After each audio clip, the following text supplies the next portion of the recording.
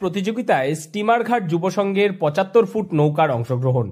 গবারচর সারাগড় মৎস্যজীবী বিন্দুরের উদ্যোগে অনুষ্ঠিত নৌকা বাইচ প্রতিযোগিতায় এবছর প্রথমবার অংশগ্রহণ করল স্টিমারঘাট যুব সংঘ।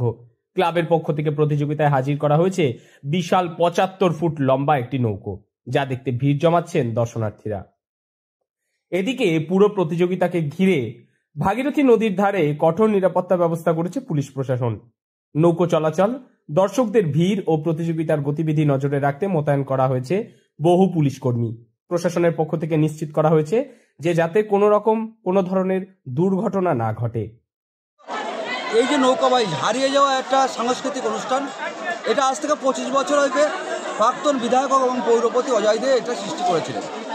তিনি এলাকার মৎস্যজীবী এবং এলাকার লোকদের নিয়ে ওনার মস্তিষ্ক থেকে উঠে এসেছিলেন যে এখানে একটা সাংস্কৃতিক অনুষ্ঠান করতে হবে। উনি একটা নির্দেশ দিয়েছিলেন, আমরা ঠিক সেই মতো এখানে আজ থেকে ২৫ বছর আগে ঠিক এইভাবে অনুষ্ঠানটা করে আসছি।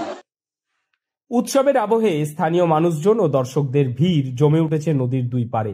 নৌকা বাইচ দেখতে উৎসাহে মেতে উঠেছে গোটা এলাকা। নদিয়া জেলার শান্তিপুরের মৎস্যজীবীদের উদ্যোগে আয়োজিত সারা বাংলা নৌকা বাইচ প্রতিযোগিতাকে কেন্দ্র করে ভাগীরথী নদীর তীরে উপচে পড়ল হাজারো দর্শকের ভিড়। প্রায় ১৫ বছর ধরে অনুষ্ঠিত এই প্রতিযোগিতা এখন শুধু স্থানীয় উৎসব নয়, বরং রাজ্য জুড়ে একটি জনপ্রিয় জলক্রীড়া মহোৎসবে পরিণত হয়েছে। এদিন রাজ্যের বিভিন্ন প্রান্ত থেকে মোট ৯টি দল অংশ নেয় নৌকা বাইচ এই প্রতিযোগিতায়।